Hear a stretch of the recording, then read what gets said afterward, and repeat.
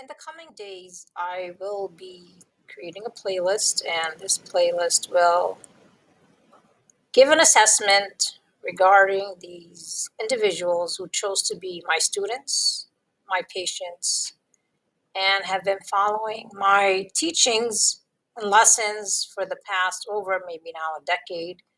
And they've been not just watching me on my social media, but chasing me around town, looking even through everywhere that they can to gain understanding.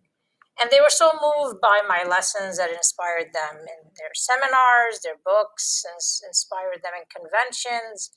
And I am going to be reviewing some of their works and to see their progress over time, how they have grown or not, and giving some feedback that they need to hear.